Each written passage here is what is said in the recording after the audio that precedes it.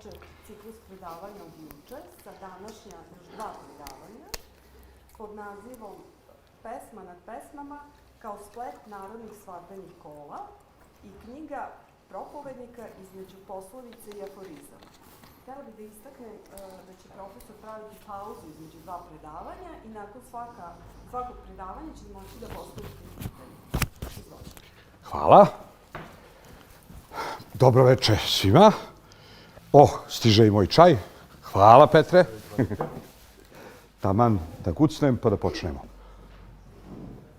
Znači, cijeli ovaj kurs, mini kurs, 4 prva predavanja bave se temom Biblija i narodna književnost. Sad smo upravo dogovarali još 2 predavanja koja pripadaju ovom kursu, jedno vjerovatno u aprilu, drugo vjerovatno u septembru, koja bi se onda bavila temom Biblija i prethodeća joj pisana riječ ili na koji način su u Bibliju uvršteni ili na koji način se Biblija poigrava sa već postojećim pisanim književnim djelima.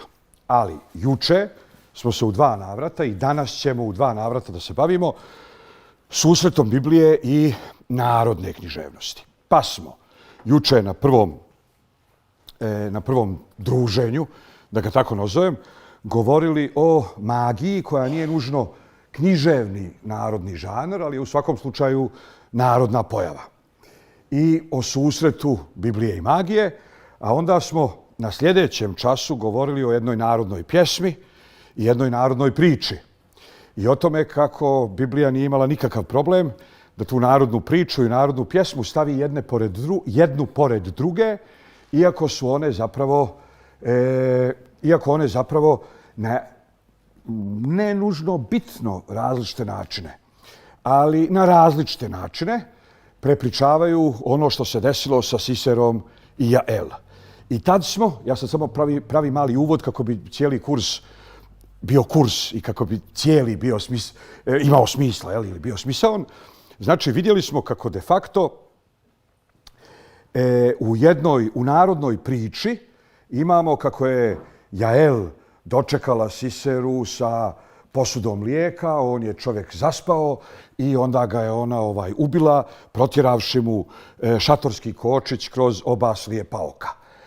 U prvoj sljedećoj glavi imali smo narodnu pjesmu o istoj toj Jael, koja ga je zapravo prevarila. On je očigledno ili je imao sklonost ka umjetnosti ili je bio analni tip, ali nije mogao, dala mu je skupocijenu posudu s mlijekom u ruke i onda on nije mogao da ispusti. I ona je iskoristila taj moment što on ne zna šta da radi s tom posudom i probila mu je dok on stoji kočić kroz oba slijepa oka. I sad se postavlja pitanje šta o kanonu mi možemo da naučimo iz činjenice da se te 2 fabule nalaze jedna do druge. Kao što sam juče već rekao, da se jedna od njih nalazi u Tori, a da se druga od njih nalazi u psalmima ili se nalazi u potonjim knjigama tipa knjige ljetopisa ili knjige dnevnika, pa da kažeš nisu imali na umu. Ali ovdje su one jedna do druge.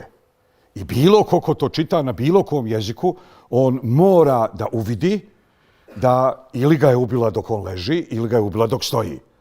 Ali to je bitna i da li je on zaspao pa ga je, nakon što je popio mlijeko, ili drži skupocijeni sud da ona ga ubija stojećki, to je bitno. I tu zapravo shvatamo jednu bitnu stvar, a to je da kanon nije pisan iz onih potreba i na onaj način na koji ga mi danas doživljavamo. Znači, kad biste vi danas stvarali kanon, vi biste tu jednu unutrašnju kontradikciju prepeglali, jer je to za vas knjiga kao manifesto i u njoj ne smije da bude kontradikcija. Sad u prilog ilustraciji pojave ima jedna divna priča, kaže Jevrejin odlazi u penziju, to je sarajevska sefardska priča, Jevrejin odlazi u penziju i dolazi kod rabina i kaže hoću da učim Talmud.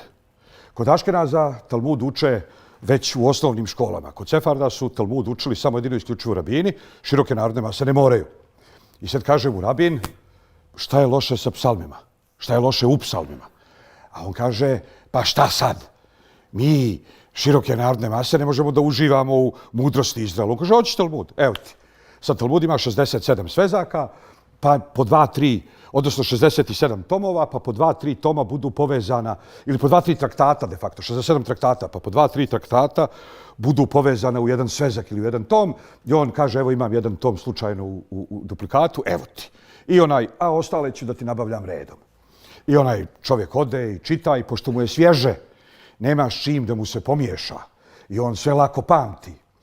I rabin ga zove i kaže, evo stigo je još jedan svezak od par traktata i on dotrči i preuzme i za 15 dana dolazi ko bez duše i kaže, Ribi, ali kako, kaže, u ovom prvom svezku, a rabin kaže, znam, na toj strani piše da je to plavo. A ovaj mu kaže, jeste, a u ovom drugom svezku koji si mi dao na toj strani piše da je to žuto. Kaže mu rabin, evo ti, brate, treći svezak, pa ćeš da nađeš rješenje. I on dobije treći svezak, otrči kući, čita i na 78. strani nađe da je zeleno. I dolazi kod rabina, sav zadihan i kaže, šta je sad ovo? Pisalo je žuto, mislio sam da je žuto, pa je pisalo da je plavo, pa nisam znao da li je žuto ili je plavo, pa sam mi dao treći, pa sam ja očekivao, a sad, kaže, piše da je zeleno. Kaže, rabin, naučili smo dvije velike stvari. Za sad. A, ne znamo koje je boje, i B, od kontradikcija se ne umire. E sad, pitanje je zašto stvarate kanon koji stvarate. Neosporna je činjenica da postoji kanon i da su dijelovi... E sad, kad je Tora nastajala ili kad je Tora nastala, ona je bila svjesna da će da bude kanon i bilo je jasno da u taj kanon više ništa neće da uđe. Mojsijevo proroštvo ne može da sporedi ni sa čim drugim. Pa je onda nastao drugi red kanona, ono što se načelno zove prorocima, pa smo vidjeli juče zajedno kako je knjiga o Ruti, koja je nastala u vrijeme kad je drugi kanon već zaključen. Još se ne zna da će da postoji treći kanon. Niko ne zna. Knjiga o Ruti se iz petnih žila trudi da se prolakta i nađe sebi mjesto u drugom kanonu. I zato počinje stilski starijom hebrejskom rečenicom koja je povezuje sa knjigom o sudijama, a završava sa stilski starijom hebrejskom rečenicom koja je povezuje sa knjigom Samuilovom. I ona se time i bavi, uspostava porodičnog gnijezda iz koga će da ponikne car David. Drugim riječima, pisac knjige o Ruti pokušava da se ugura, ali on već zna da idu sudije i Šemuel. I on hoće da uđe između te dvije knjige. Znači nije samo da ljudi već znaju koje knjige jesu u kanonu, nego znaju i njihov redoslijed i mogu čak da pokušaju da se potrude, da se prolaktaju i upadnu u nešto što se njima čini kao pukotina. Ok, međutim, drugi ljudi su rekli, žao nam je jako, ali to je knjiga koja je danas nastala.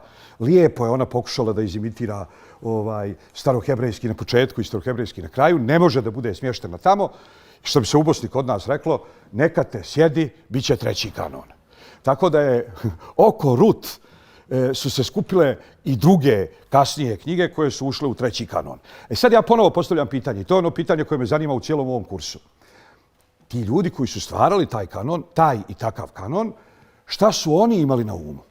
Da li su oni mislili da pišu manifesto komunističke partije u kom ko drug čije, kaže, taj kleveće i laže, znači ne smije biti nikakvih suprotnosti i nikakvih kontradikcija, ili oni ljudi zapravo pišu književnost, ili pišu angažovanu literaturu, ili pišu ideologiju, ili pišu... Sad ćemo da vidimo jednu od po mom skromnom mišljenju, najinteresantnijih epizoda u cijelom tom fenomenu nastanka kanona, a to je priča o pjesmi nad pjesmama. Niste dobro otvorili, ali dobro je što ste pogrešno otvorili. Znači ovako, ja sam i htio da počnemo s ovim bez ikakvih boja. Bezbojna, ajte da je zovemo bezbojna pjesma nad pjesmama, jer kad je gledate ovako kako se ona pojavljuje u Bibliji, bez da vam je išta obilježeno bilo kojom novom bojom, teško ljudi prate ko je kome šta rekao i ko kad kako govori. Solomonova pjesma nad pjesmama, da me hoće poljubiti poljupcem usta svojih, neko kaže za nekoga, ali ne nekome. Pa se onda nastavlja obraćanjem nekome. Jer je tvoja ljubav bolja od vina, ali mi još uvijek ne znamo da li se mladoženja obraća, pod uslovom da uopšte znamo da pjesma nad pjesmama govori prividno ili stvarno o mladoženji i mladoj. Ne znamo da li ovo govori, a on kaže, jer je tvoja ljubav bolja od vina. Mirisom su tvoja ulja prekrasna, ime ti je ulje razliveno, zato te ljube djevojke. Aha, ovo onda žena govori muškarcu. Jeli? Vuci me, za tobom ćemo trčati. Ovo žena govori. Uvede me car u ložnicu svoju. Radovat ćemo se i veselit ćemo se tobom. Spominjat ćemo ljubav tvoju više nego vino. Pravi ljubete. Pa onda ona pjeva o sebi. Crna sam, ali lijepa, kćeri Jerusalimske. Aha, sad se ona obraća, ne obraća se više njemu. Prva rečenica ona govori o njemu, druga rečenica ona se obraća njemu. Treća rečenica, nije bitno, peta rečenica ona govori o sebi, ali se obraća ženama. E sad, ja sam pokušao da u svemu tome napravim malo reda i da vidim sad.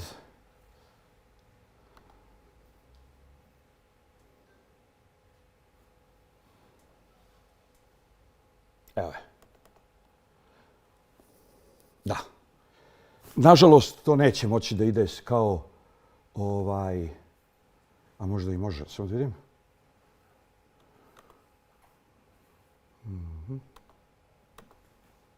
Novi Sad, jedan Novi Sad. Da. Ne, onda ćemo ovako. Bojali pjesma nad pjesmama, nek stoji tako. Znači, learn more. Kako mogu da ukinem ovaj okvir? Ne, ovo mi se ne sviđa. Aha, mogu ovako. Odlično. I onda treba šta? Polako. Biće to sve u redu. Odlično, radi. Ja sam sad to pokušao po onom jugoslovenskom principu, 2 čokolade, sjećate se, Seka i Braco, pa je Braco u plavoj boji.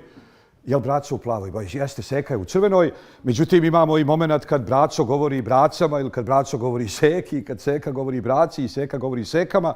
Tako da sam pokušao da se poigram sa bojama.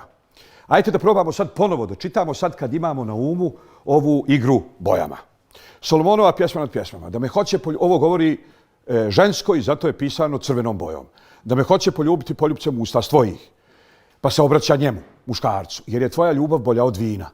Mirisom su tvoja ulja prekrasna, ime ti je ulje razliveno, zato te ljube djevojke. Vuci me, za tobom ćemo trčati. Uvede me car u ložnicu svoju, radovat ćemo se i veselit ćemo se tobom, spominjat ćemo ljubav tvoju više nego vino, pravi ljubete. Sad, kad se ona kao žena obraća drugim ženama, to je deblje crveno.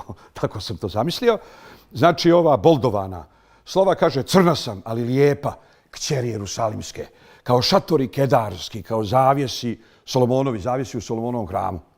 Ne gledajte me što sam crna jer me je sunce opalilo, sinovi matere moje, rasrdivši se name, postaviše me da čuvam vinograde i ne čuvah svog vinograda koji imam. Sad, kad je plava podloga crvena slova, to se ona obraća njemu. Žensko, muškarcu. Kaži mi ti kojega ljubi duša moja, gdje paseš, gdje planduješ, jer zašto bih lutala među stadima drugova tvojih? Crvena podloga, plava slova, muškarac govori ženi. Ako ne znaš, najljepša između žena, pođi tragom za stadom i pasi jariće svoje pokraj stanova pastirskih. Ti si mi, draga moja, kao konji u kolima faraonovim, obrazi su tvoji okićeni grivnama i grlo tvoje nizovima. Načinit ćemo ti... dobro, sad, danas možda neko ne bi smatrao da je ovo previše romantičan iskaz. Ti si mi kao konji u kolima faraonovim. Međutim, treba imati na umu da su konji u kolima faraonovim okićeni i stasiti i lijepi i gdje god prođu, svi im se klanjaju i svi im se sklanjaju i svi se za njima osvrću. I drugim riječima on njoj kaže, i to jeste lijepo, to što on kaže, da kad ona prođe, to je kao da je prošao faraon sa svojim kočijama. načinit ćemo ti zlatne grivne sa šarama srebrenim. Dok je car za stolom, nard moj pušta svoj miris. Onda ona pjeva, ne obraća se njemu. Žena pjeva i kaže, dragi mi je moj kita smirne koja među dojkama mojim počiva. Dragi mi je moj grozd Kiprov iz vinograda Engedijskih. To je na obali blizu Mrtvog mora, danas je jedan kibuc. To je zapravo jedna oaza. A on kaže, lijepa ti si, draga moja, lijepa ti si, oči su ti kao u golubice.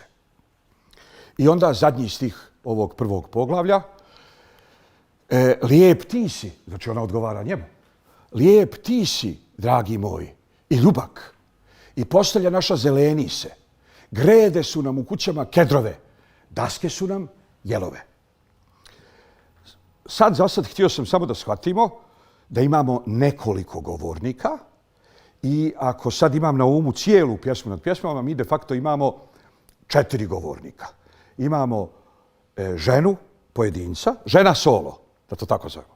Imamo muškarac solo, imamo muško kolo i imamo žensko kolo. Replike koje bilo koji od 4 lika produkuje na sceni, mogu da se obraćaju svima ili ljubljeni ljubljenoj, ili ona ženama, ili žensko kolo muškom kolu. Kad čitate ovako u bojama, onda tekst postaje mnogo jasniji. Međutim, sad hoću da barem na jednom kratkom primjeru, a to ćemo da napravimo 2-3 puta u toku ovog druženja, hoću da obratimo pažnju recimo malo i na sadržaj, pa da vidimo o čemu to žene pjevaju. Ili o čemu žena pjeva kad pjeva drugim ženama, pa da vidimo taj jedan lascivni, frivolni moment koji posve sigurno ne očekujemo u kanonskoj literaturi. Ona kaže ovako, ne gledajte me što sam crna. Na Bliskom istoku, žena što je bjelja, odnosno svugdje se cijeni ono što je rijetko.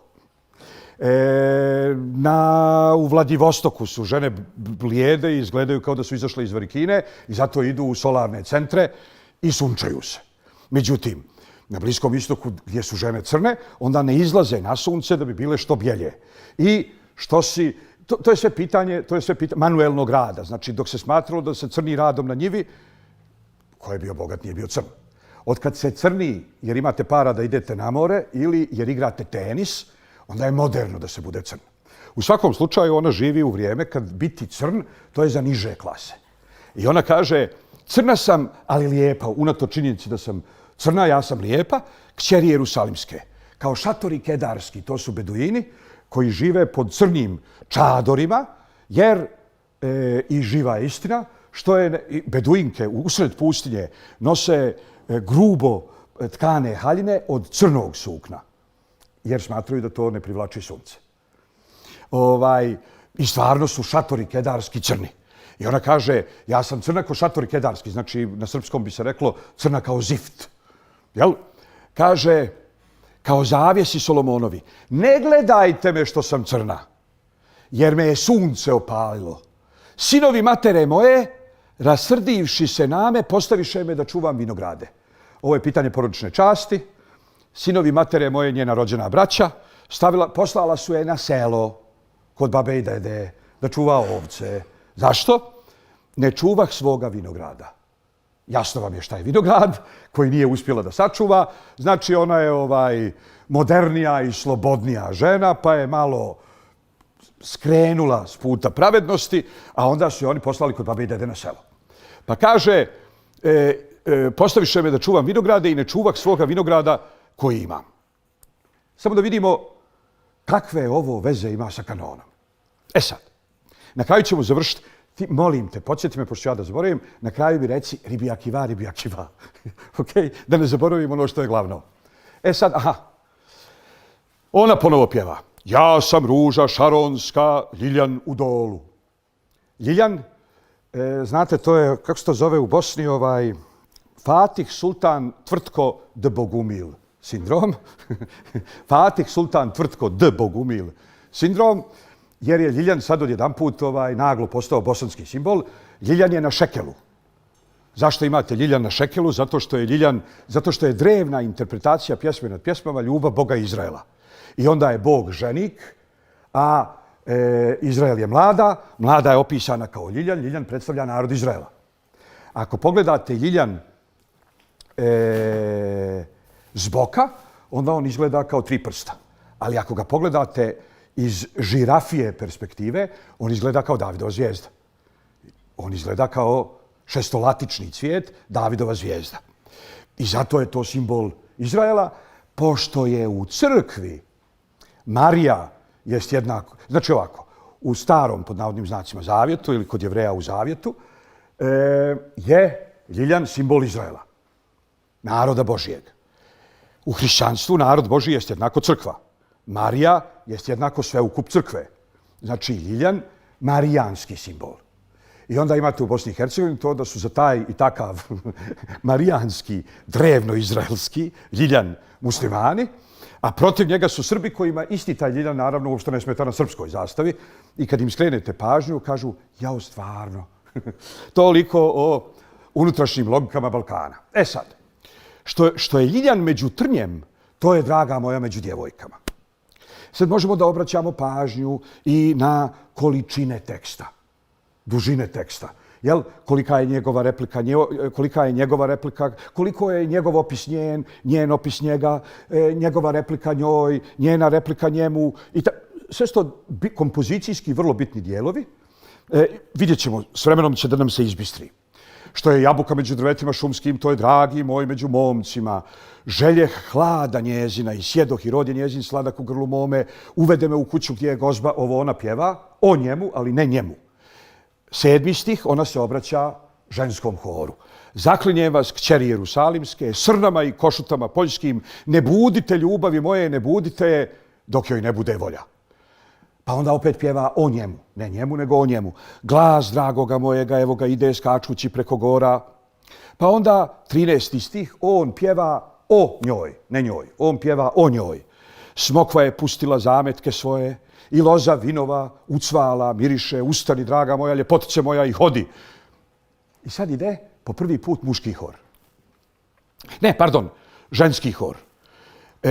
Stavio sam da je žene, množestvo žena ili ženski hor, to sam stavio da su lila slova. Kad se ženski hor obraća muškom horu, to sam onda stavio zelenu podlogu. Jel? Zato što je nešto bilo u narodnoj pjesmi, Vita jela, zelen bor ili nešto, ne sjećam se.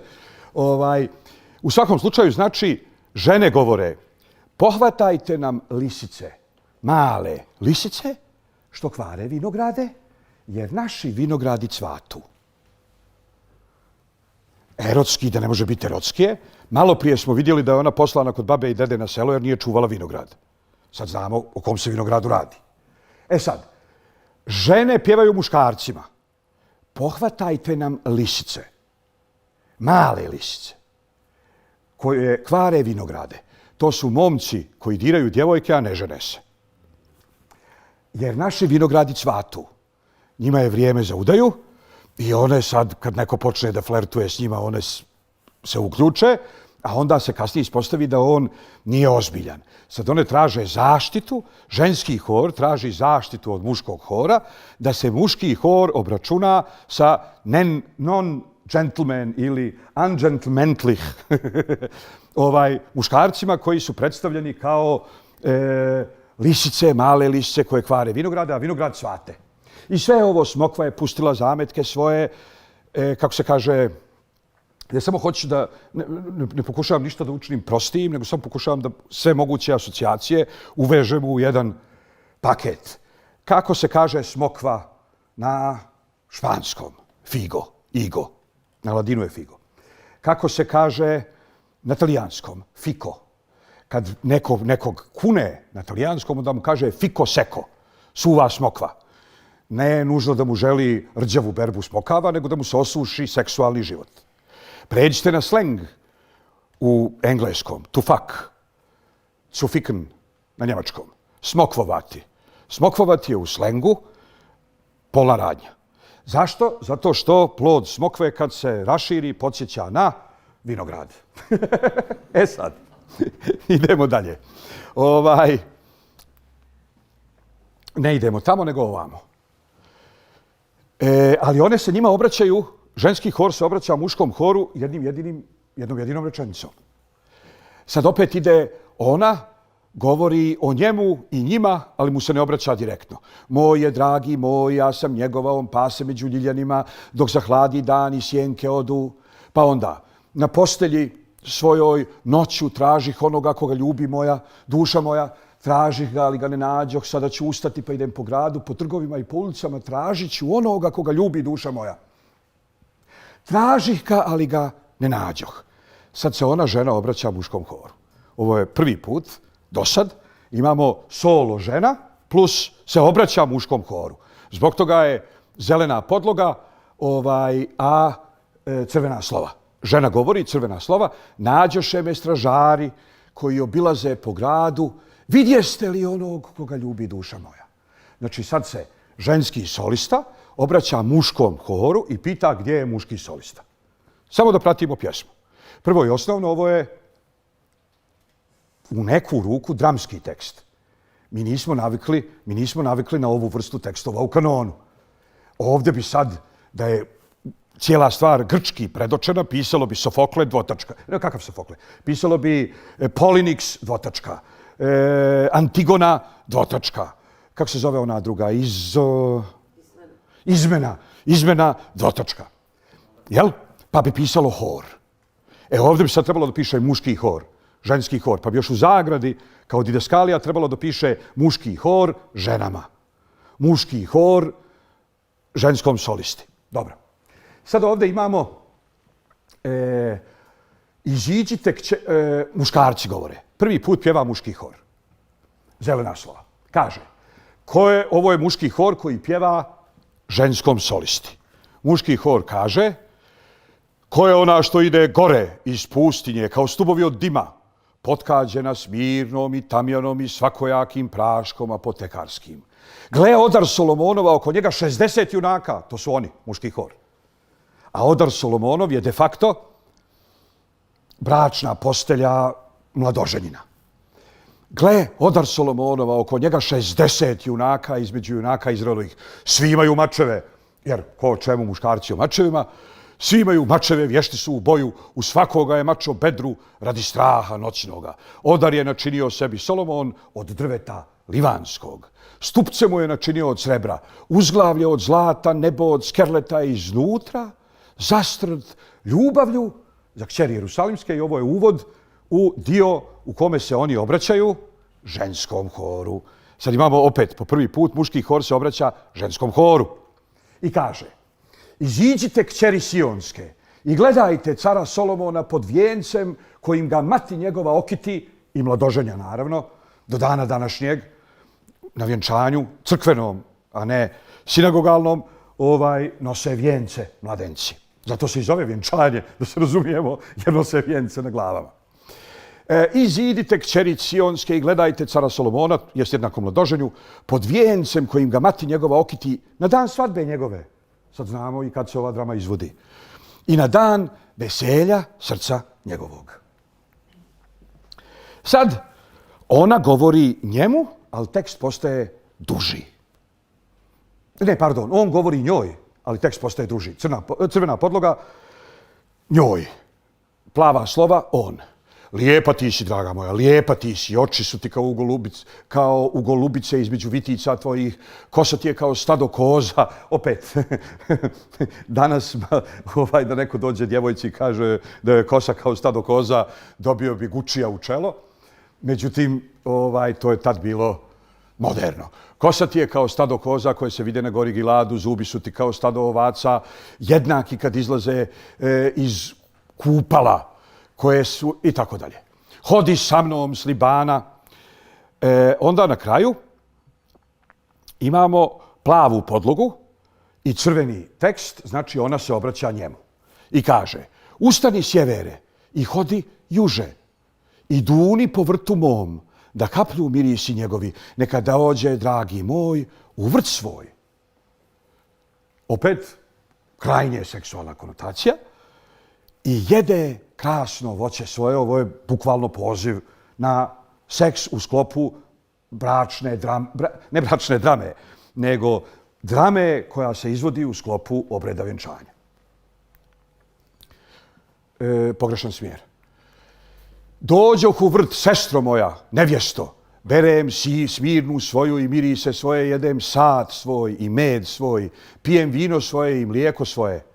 Sad se on obraća muškarcima, znači solo pjevač, mladoženja, obraća se muškom horu i kaže: jedite, prijatelji, pijte i opijte se, mili moji. Žena pjeva: ja spavam, a srce je moje budno, eto glasa dragog moga koji kuca, otvori mi, sestro moja, draga moja, golubice moja, bezazlena moja, jer je glava moja puna rose. Onda žena se obraća muškom horu isto i kaže: nađoše me stražari koji obilaze po gradu, biše me, raniše me, uzeše prijevjes moj s mene stražari po zidovima. Sad se obraća ženama: zaklinjem vas, kćeri Jerusalimske, ako nađete dragog mojega, šta ćete mu kazati? Da sam bolna od ljubavi. Žena kaže ženskom horu. Sad ide dio koji se ovdje teško čita, pa ću da pogledam što ovdje piše. Ženski hor odgovara ženi i kaže: što je tvoj dragi bolji od drugih dragih? O, najljepša među ženama, što je tvoj dragi bolji od drugih dragih, te nas tako zaklinješ. A ona im odgovara: dragi je moj bio i rumen, zastavnik između 10.000, glava mu je najbolje zlato, kosa mu je kudrava, crna kao gavran. Oči su mu kao u goluba na potocima vodenim, mlijekom umivene. Ne moramo sad sve da čitamo, jer mi se bavimo nastankom kanona, a ne nužno svakim atomom teksta. Dragi moj siđe u vrt svoj klijehama mirisnog bilja da pase po vrtovima i da bere ljiljane, a ona je pritome ljiljan, a on bere ljiljane, opet. Kaže: ja sam dragoga svojega i moj je dragi moj koji pase među ljiljanima. Onda on njoj izjavljuje ljubav: lijepa si, draga moja, kao Tersa, krasna si kao Jerusalim, strašna kao vojska sa zastavama. Odvrati oči svoje od mene jer me raspaljuju, kosa ti je kao stado koza. Ok. I sad žene pjevaju, muškarci pjevaju ženi.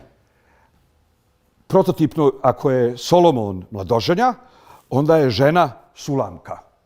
To je otprilike Jovan i Jovana, Petar i Petra, Marko i Markina. Oni pjevaju njoj: vrati se Sulamko, vrati se da te gledamo. Vidite li da je drama u pitanju i ona tu sad nešto izvodi pa se sakriva, pa joj se muški hor obraća. Obraćaju se ženskom varijantom njegovog imena, a njoj muškom varijantom njenog imena. To su znači dva imena koja su jedan,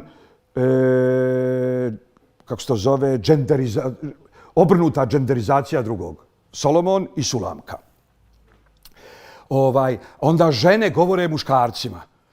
Sad, pazite, oni, muškarci, hor, pozivaju nju, mladu ili ženskog solistu, i kažu: vrati se, a onda žene govore njima: šta ćete gledati na Sulamci kao čete vojničke? Drugim riječima, ono što se kod nas kaže, koji iz zatvora izašao i tako dalje, kao čete vojničke, niste vidjeli ženu. Ok. Sad idemo na jedno jako interesantno mjesto.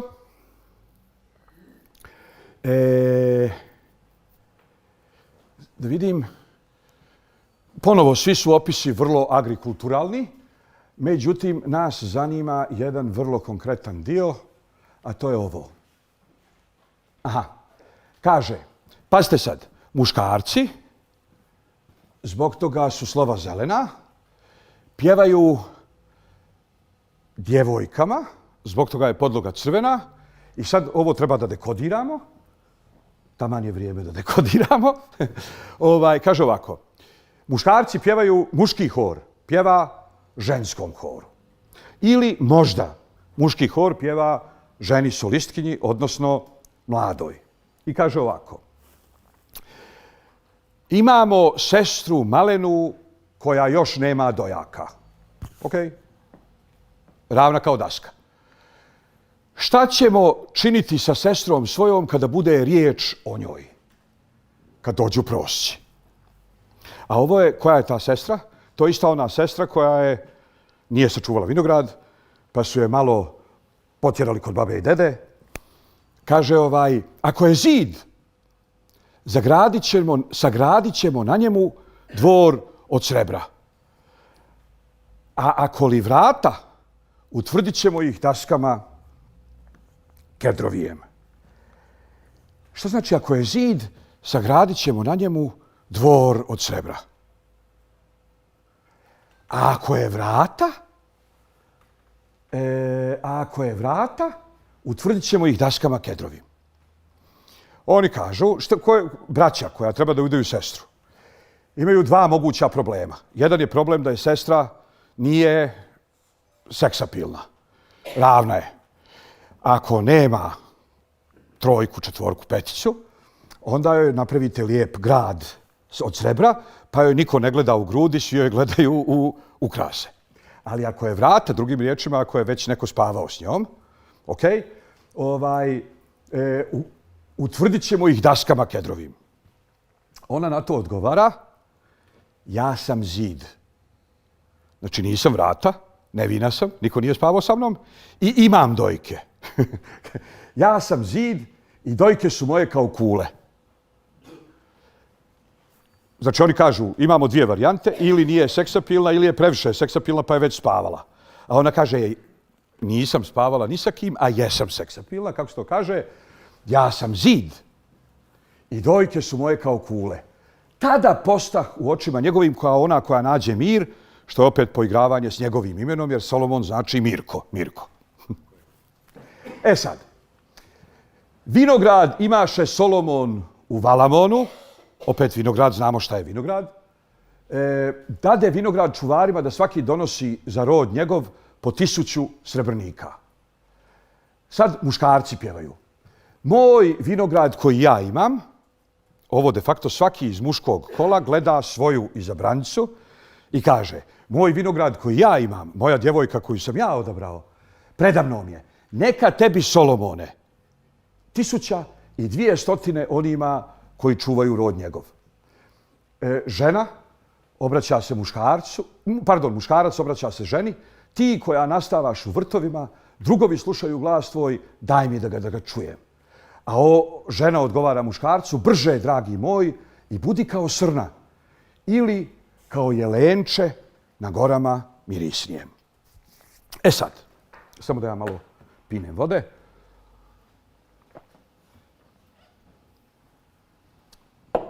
Ne možete, ne smijete i ne trebate da uzmete zdravo za gotovo ono što ću ja da kažem. To je moja impresija kao profesora književnosti, protiv koje ja kao rabin nemam ništa. A to je, ništa problematično nema u tome da ovaj tekst uopšte nije nastao kao sakralni tekst. Vrlo vjerovatno i vrlo moguće po svemu sudeći je da se radi o seoskoj drami koja se manje više na sličan način izvodi prilikom svakog seoskog vjenčanja. A to je da do dana današnjeg u raznoraznim narodima, ne nužno samo kod Jevreja. Šta se dešava na jednom seoskom vjenčanju?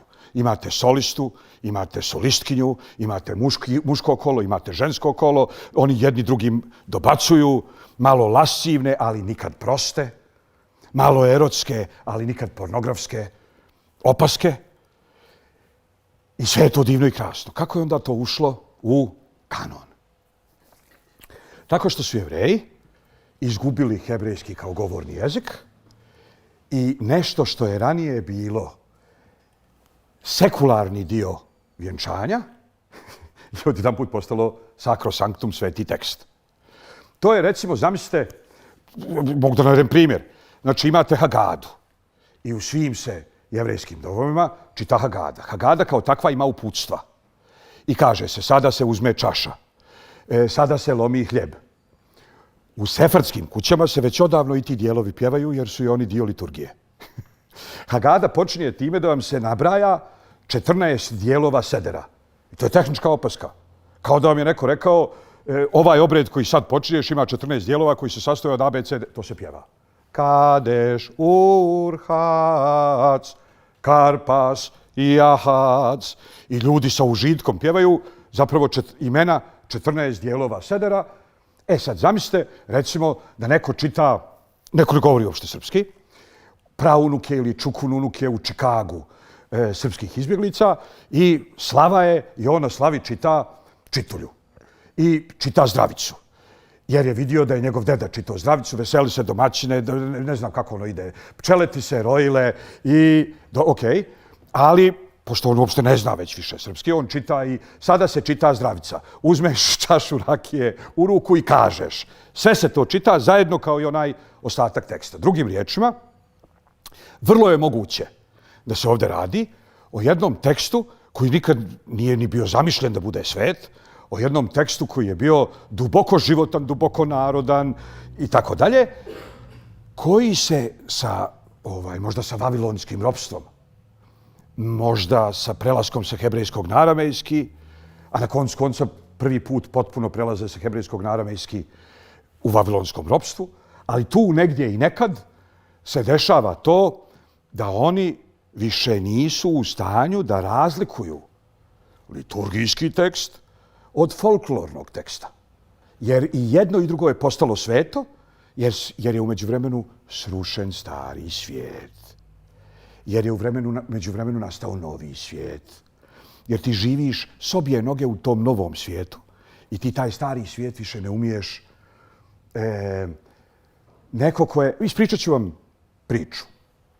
Kaže, mladi bračni par, baš vezano za pjesmu nad pjesmama, mladi bračni par, i on dolazi, prvi šabat koji provode zajedno, on dolazi kući, ona žena napravila večeru, ribe, kaže on, pa gdje su glave od riba? Kaže, Bože, sačuvaj, pa glave nisu košer. Kaže, kako nisu košer, mi čitav život jeli glavu. Kaže, Bože, sačuvaj, mi nikad u životu nismo. Kaže, otkud ta ideja, ako je riba kašer, onda je glava kašer. Kaže, ne, riba je kašera, glava nije. Svađaju se, kaže ona, vidit ćemo sutra kad odemo kod moje mame na ručak. Dođu kod mame na ručak, ona kaže, mama, je li tako da riblje glave nisu kašer? Ona kaže, naravno da nisu, kako možeš tako nešto glupo da pitaš uopšte? Ona kaže, evo Boga mi, on u njegovoj kući jedu. On se kaže, jeste vi Jevreji? On kaže, naravno da smo Jevreji, svi Jevreji jedu, ja ne znam od ste vi to izmislili. Kaže, ne znam, pitat ćemo baku kad odemo na večeru. Odlaze zajedno kod bake i majka mlade kaže svojoj majci, kaže, mama, je li tako da riblje glave nisu kašer? Ona kaže, Bože, gluposti, naravno da su kašer, nego ja imala male tave. Ona žena udovica, imala male tave. Znači,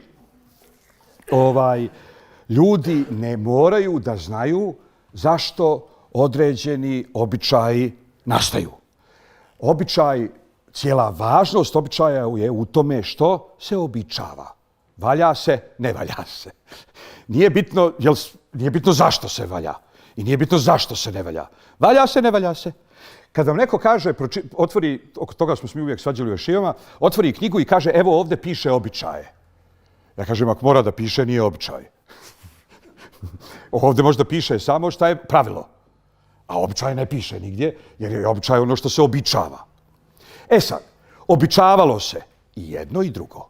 Običavalo se i izvođenje mini drame sa seoskim muškim horom, ženskim horom, ženskom solistkinjom, muškom solistkinjom, najčešće sama doženja i sama mlada, kao što se običavalo i ketuba i blagoslov nad vinom i tako dalje. Međutim, trauma, poput traume holokausta, znači trauma razorenja prvog hrama, odlaska u vavilonsko ropstvo, povratka iz vavilonskog ropstva i tako dalje, je dovela do toga da su oni vjerovatno u Vavilonu pokušali, iz petnih žila su dubili na glavi da naprave sve, jer više nisu razlikovali folklor od liturgije. I sad ide ključno ono što sam tebe molio da me podsjetiš, a to je što će nam onda ovaj tekst uopšte tu. Sad, nije kanon Alajbegova slama, pa ajde, Alija neke više vojske, svak možda ubaci šta hoće. Ako imamo u kanonu 24 knjige, oko 21 knjige se niko nikad nije raspravljao. Sve je oduvijek bilo jasno da je Tora u kanonu. To je 5 knjiga. Svima je oduvijek bilo jasno da je Jošua u kanonu.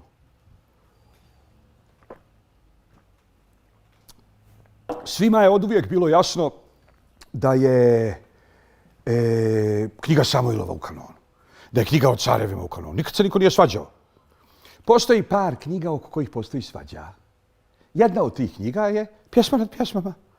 Kogod je pročitao Pjesmu nad pjesmama, bilo kad ili možda samo večeras, jasno mu je oko čega se svađaju. Jer postoje ljudi koji kažu, allo, kakve ovo veze ima s kanonom. Pojavljuje se Rabbi Akiva. I Rabbi Akiva kaže ovako. Kol haketuvim kodeš, šir haširim, kodeš hakodashim. Svi su spisi svetinja, spisi su treći dio kanona. Tora, proroci, spisi. On kaže, svi su spisi svetinja. A pjesma nad pjesmama je svetinja nad svetinjama. Šta je svetnja i svetnja nad svetnjama? Imate znači Jerusalimski hram, u Jerusalimskom hramu imate trijem i onda imate veliku zgradu hramsku i ta zgrada hramska se dijeli na svetinju u kojoj je presto sa hljebovima, u kojoj je menora i onda je ona odvojena zavjesom i iza te zavjese je svetinja nad svetinjama. I u svetinji nad svetinjama božanski presto, jeli kovčeg od saveza sa 2 heruvima i tako dalje. Samo ime svetnja nad svetnjama i pjesma nad pjesmama pokazuje da jedno o drugom ovise. Pošto je svetnja nad svetnjama starija, vjerovatno je pjesma nad pjesmama uopšte izum Rabbi Akive. Da bi ovaj tekst uopšte bio u spisima nije bilo neophodno da ima naslov. Vidjeli smo da on počinje riječima pjesma nad pjesmama koja je Solomonova. To možda bude naknadno dodato. Možda je sam Rabbi Akiva upravo da bi učvrstio kod ljudi uvjerenje da su svi spisi svetinja, a ovaj spis je svetinja nad svetinjama, onda je ovom spisu dato ime po istom principu svetinja nad svetinjama, pjesma nad pjesmama. Kodeša kodašim, šir haširim. Sad se postavlja pitanje što će Rabbi Akivi pjesma nad pjesmama u Tanahu. Zašto je njemu toliko bitno? Jer mogao je da kaže pomirljivije. Ja lično smatram, ako mene pitate, da je ovo validno, dovoljno i u narodu. Mogu da kaže, znate šta, možda i nije baš toliko sveto, ali narod ga smatra svetim. Ako mi izbacimo pjesmu nad pjesmama, on će da izbace Jošu. Nemojte narodu da dirate u kanon.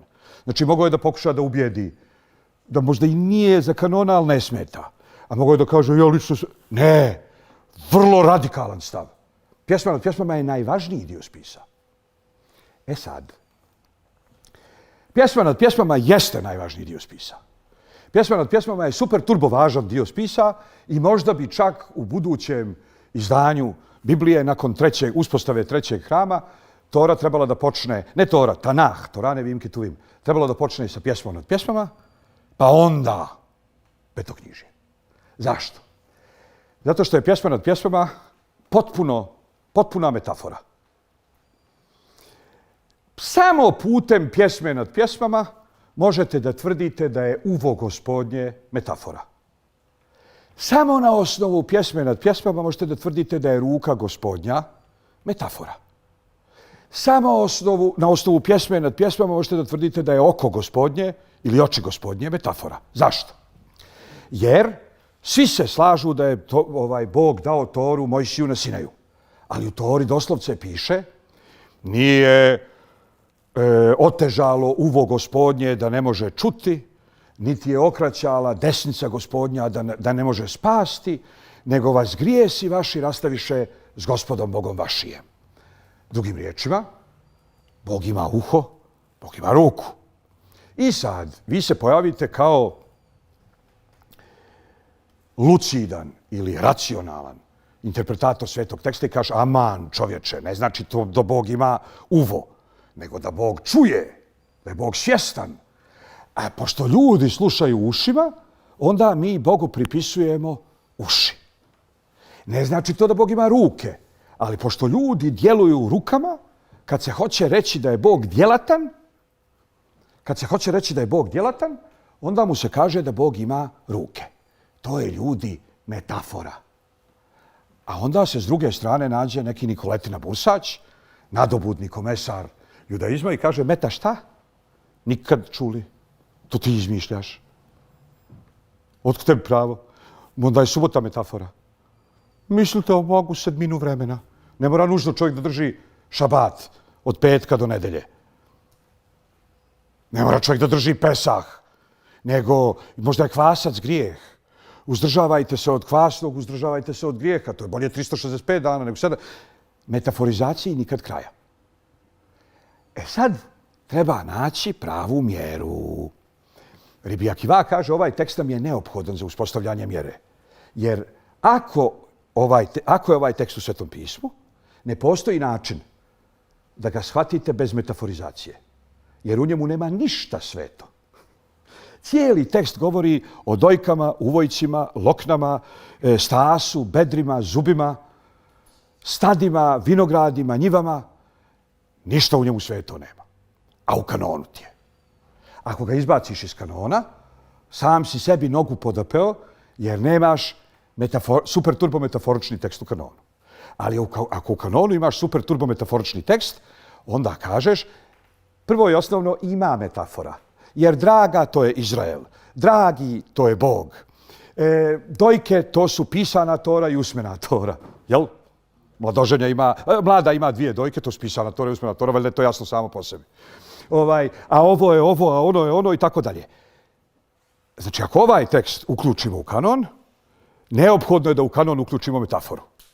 A onda ćemo lako da se dogovorimo šta jeste metafora, šta nije, jer kogod bi se u judaizmu drznuo da kaže da je subota metafora ili da je Pesah metafora ili da je tefilin metafora, taj bi završio u ropotarnici povijesti, što bi se reklo na hrvatskom. Da skratim i da privedem kraju, znači, kanon nekad nastaje odozdo. Ovo je jedan tekst koji je uključen odozdo. Ne mora kanon uvijek da nastaje. On se odozgo verifikuje. Ali večeras evo imamo primjer. Juče smo govorili o knjizi o Ruti. To je neosporno izraelska elita koja se bori protiv elite koja se vratila iz Vavilona. Ali to su elitističke knjige. Ezra i Nehemija je elita koja se vratila iz Vavilona. Rut je elita koja je ostala u Izraelu. 2 elitističke knjige koje se sučeljavaju. Na književnom poprištu strašnom u Tanahu.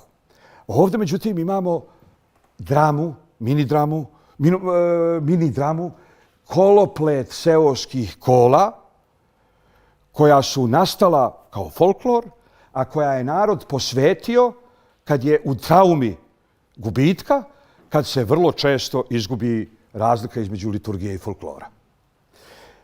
Kasnije je u rabinskom judaizmu bilo jasno da ovom tekstu možda i nije mjesto u kanonu. Rabbi Akiva je napravio revoluciju, što je jedan folklorni narodom posvećeni tekst pretvorio u stup svih stubova i kamen temeljac ideje da Tora ne može uvijek da se smatra doslovno, ali mi ne metaforišemo ono, i time završavam, mi ne metaforišemo ono što je nama zapovjeđeno, nego metaforišemo način na koji govorimo o Bogu. Znači, nije ni jedna zapovijest metafora, ali sve što kažemo o Bogu, po prirodi samoj predmeta govora je nužno metafora. To je to.